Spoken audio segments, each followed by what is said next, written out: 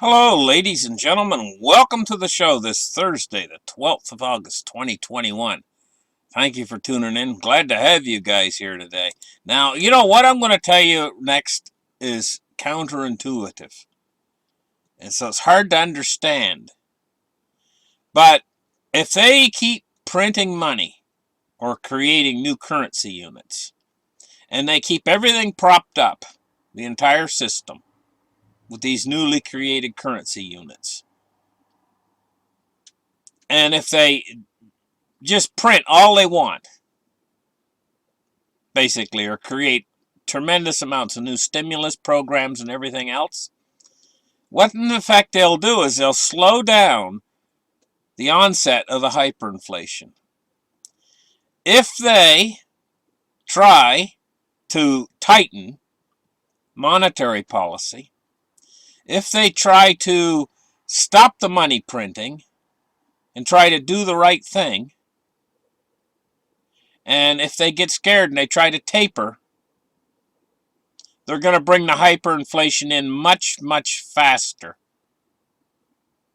And I know that's counterintuitive, and it doesn't seem to make sense.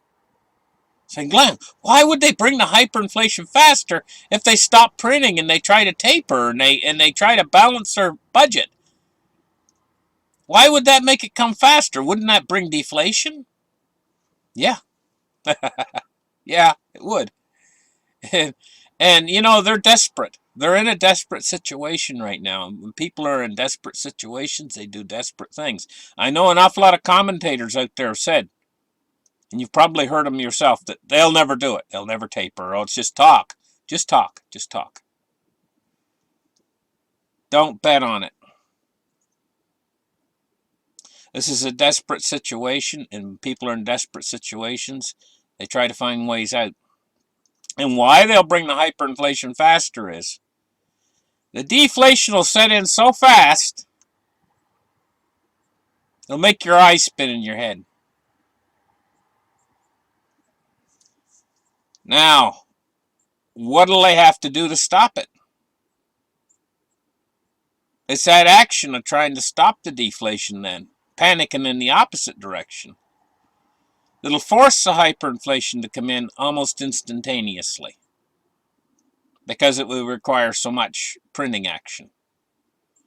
The best course for them in this situation is to maintain a steady course and not to worry about the inflation. If they do that, and if they keep cool heads, and they just continue on the road that they're on, going ahead and making infrastructure bills, you know, and putting the money out there and keeping all the bubbles propped up. If they continue with that, it's going to take longer for the hyperinflation to get here, and this is the course they need to take. Because it's not going to create this zigzag, this sudden deflationary spike event that would trip the system into the hyperinflation even faster on the other side of it. So they need to stay their course. That's what they need to do. Let's start the charts right here, and let's see what's going on. First thing we're going to take a look at is the silver price. Now, if they keep knocking this price down,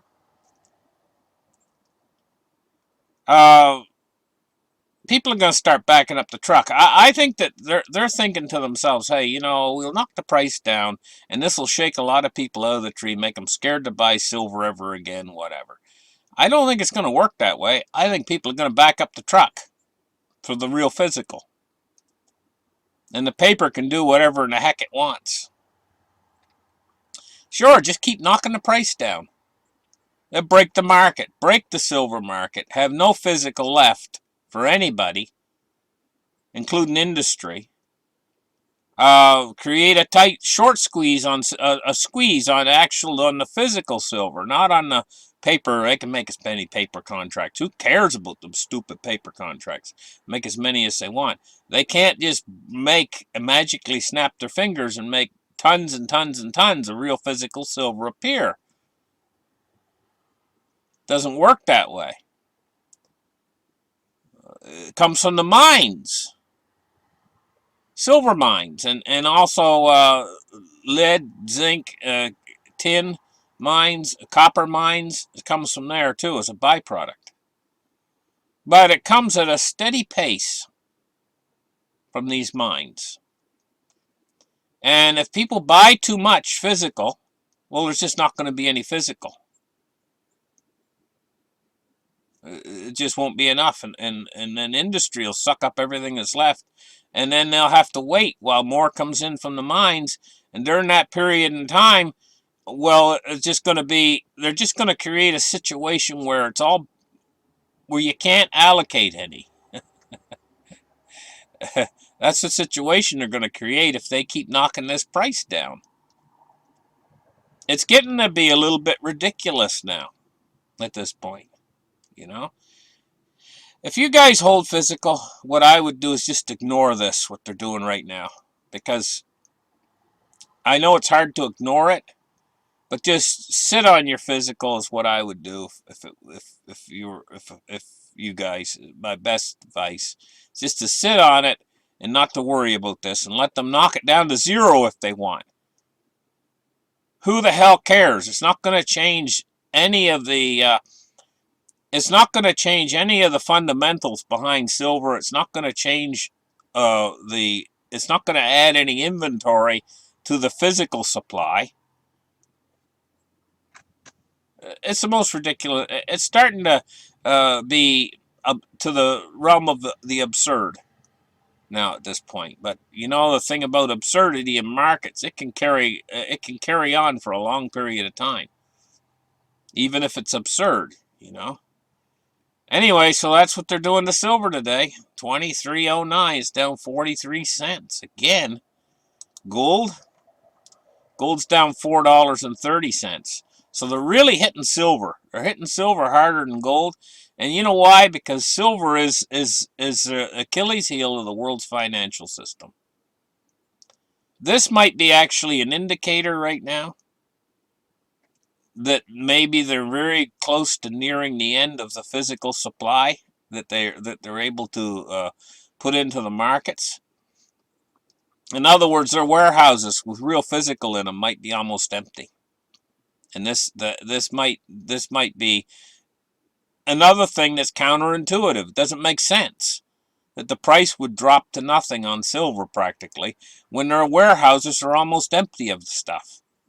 It might be a signal that that's what's happening. You guys stay strong because this is going to break. I think the physical silver market's going to break. I really do. And how I mean break is I think they're going to run out of physical supply at some point. I can't see in their warehouses. I don't know how much they have available. But I just think they're running on vapors now at this point. I saw what happened in that last number of months, you know, with all the people who deal in physical silver inventory, you know, out there. And they had constraints put on them about delivering, you know. I mean, they had to, like, they make their customers wait like 6 weeks and stuff to deliver it out. We're just getting through that, you know, and now they're dropping the price down. I mean, this is, something's going on big behind the scenes. Anyway, let's take a look now at cryptocurrency, and it's dropped back a little bit. It was up to 1900, now it's back down to 1843. The Bitcoin price has settled back down a bit to 44,089.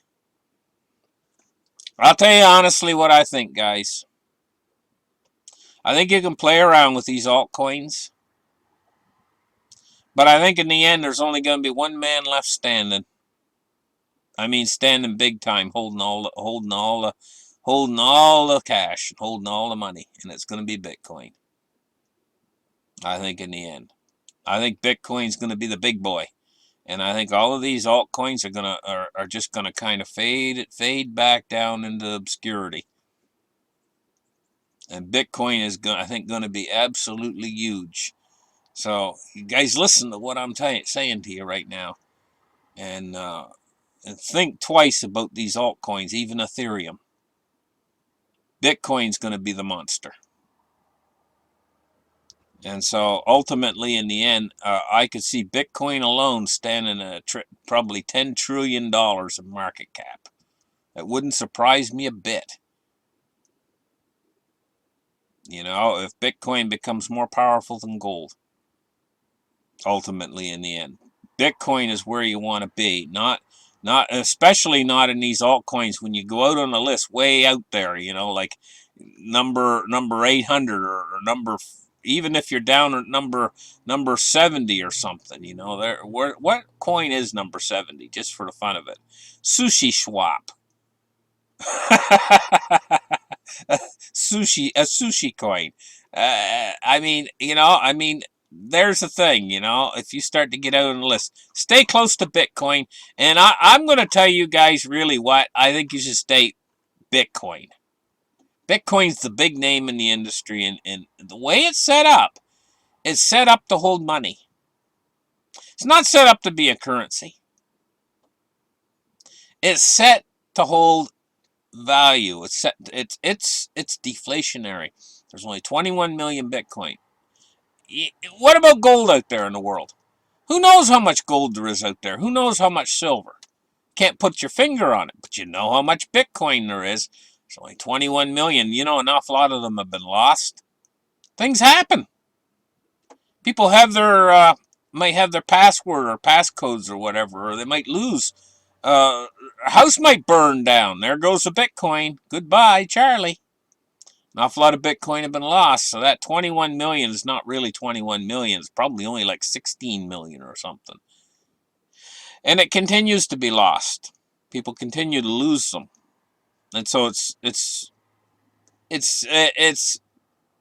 going in the opposite direction from all the fiat currencies, which are losing their value, their purchasing power. Bitcoin's been going up since it was born, and I don't see any reason why Bitcoin's not going to become the money of the really, really rich on Earth. That's where they're all going to pack their money in the end. This is in the Bitcoin and gold, you know. Gold and Bitcoin's probably the two things, and they're going to end up being interchangeable in the end. So it doesn't matter which one you have, you can exchange one for the other. I think in the end it's going to come down to a battle between gold and Bitcoin. Bitcoin and gold. And I think both of them are going to win. They're going to be the two champions. You know, and you know, silver is going to have its place because of its rarity. Silver's going to be more rare than gold, way more rare. And they're going to need it in industry. So silver's going to be extremely high too. So that's the world we're looking at. We're looking at a world where exclusively all of the world's wealth is going to pile in to basically three asset classes. And you know, when it starts, it's going to be a quick thing. It's going to be fairly quick. And we ain't there yet. And you can still accumulate into these asset classes. And that's what you should be thinking about doing, is getting some before it's too late. Let's take a look now at the Dow Jones Industrial Average. It's down 102 points on the day at 35,382. They need to print more. They want the Dow to go up. They want things to go up. They need to get printing more. They're scared now, though. All the printing that they've done, they're scared of inflation now. And so I think that they might try something really stupid. They just might, like a trying to taper back on their bond purchases or something, you know, or well, they are doing things like they're cutting the unemployment benefits to like 7 million people. That's a big cutback. That's going to have an effect upon the economy, and what a terrible effect on these people out there. Maybe they can't get a job or whatever. You know, they should just open up the floodgates of money and let trickle it out, but keep everything propped up. That's the slowest way to lead us into the hyperinflation. It's going to take a long time for the hyperinflation to get here. If they do that, they can buy us a year or 2 years, maybe even 3 years. They can buy us if they're very careful about keeping everything propped up and don't let anything fall. If they let things fall, they're going to bring the hyperinflation. The quickest way to bring the hyperinflation is to start tapering right away. This year, start tapering. Go ahead, taper, and go ahead and cut everything. Just try to fix everything. They'll throw us into hyperinflation within the next 6 months if they do that. You know, if they get really stingy with the money, they'll throw us into the hyperinflation because everything will start crashing on them. I don't think that's what they're going to do. You know, I really don't. They're going to, but they're going to try to swivel out of this thing, worm their way out of it by cutting back. And because things are peaking, we could have a little bit of a stock market crash, 10% or whatever. Then they'll freak out the opposite direction. Keep things stable. If they can keep things stable, it's going to take quite a long time for us to slowly drift into the hyperinflation with the CPI rising at, was it 5.25% right now, and maybe in 6 months it'll be 8%, and slowly it goes up to 10%, but it takes time. That all takes time. We don't want a sudden hyperinflation. That's really the dangerous one. It's a sudden hyperinflation. A slow hyperinflation, slowly leading into it, gives all of the people out there, the businesses, the corporations, all the people who have money and everything, the people that when you go down to your local corner store or whatever, it gives them all a chance to slowly move out of the dying currency and into something else. Slowly. And so it doesn't crash the system completely. It's still not pretty. It's still very messy. It still is going to cause an awful lot of disruption. But it wouldn't be a world-ending type of a thing. Like a sudden hyperinflation could be very, very nasty. Anyway, we move on here, and we're going to take a look now at the price of oil. Whoops, I accidentally clicked off my oil price. Anyway, let's move on to the MOVE index. 60.66 today, and the MOVE index is falling. And now we're going to take a look at bonds and rates. And bond yields are falling today, but not significantly. It's only a small amount. It's less than 1 basis point. U.S. 10 years at 1.35 and the U.S. 30 years at 2%. There's no other place for these bond yields to go. They can't let them rise anymore. You know, they can't let the bond yields go up what's called normalize, which would probably be about 5% on the U.S. 10 year. Actually, it'd have to be more than 5%. If the CPI is coming in at 5.25, then the normalized U.S. 10 year to actually make a gain, it would have to be at least like 8%. Then you'd be having a 3% gain over inflation. So you'd have to have an 8% U.S. 10 year. They can't even withstand 3%. You kidding me? So they're just going to keep driving these bond yields lower and lower. They're going to control them. The Fed's going to control them. See, these bond yields will want to rise. The inflation wants to make these bond yields rise, so people are going to actually make a profit off of a bond. That's what the system would like to do. That's what the financial system is all about, is people making profit when they lend money out. You know? It's the way it's been all the way through history. But they can't have that anymore. The system's upside down now. So you guys can almost bet that at a certain point when this even gets worse, that they're going to have to make these yields even lower. All controlled. It's unstable. Let's take... I don't even know what negative rates are going to do to the system. I don't understand. Once they go below the zero bound, like 1% negative, I don't fully understand or comprehend the spin-offs from that. Because it's like so ass backwards, it's so upside down, it's almost incomprehensible what it'll actually do to the system to have actual negative yields. It means you're going to lend your money to somebody and you got to pay them to borrow your money. I mean, that's just not even logical. 92.99 on the US dollar index. And see, the reason why the dollar's staying strong is it's the best of these fiat currencies. First off, it's the best of these fiat currencies that's out there. Second, it is the empire. And in times of trouble, they always flee to the empire. It's the empire. It's like the Roman Empire. It's like the big thing on the earth is the U.S. dollar right now. It's like the currency of the Roman Empire was the big thing back in Roman times. This system is breaking apart now. It's very much like the rise and fall of the Roman Empire. They're doing everything the Roman Empire did. They're debasing their currency, but there is a big difference. When the Roman Empire fell and the chaos that came with it, the people all back then were basically, most everybody out there knew how to live off the land because that's what people did back in those days. They didn't have big agriculture like they have now, and big farms and grocery stores all piled with food and everything. Back in those days, they had little markets and stuff where the people in the countryside would bring their produce in and sell them in the city at a market, like with stalls and everything, like in Roman times. But there's all these small farms generally within walking distance of the market. And so if the Roman Empire fell, it didn't affect the farms so much. They continued to produce food and sell it. You know, it didn't have such an impact as it would today.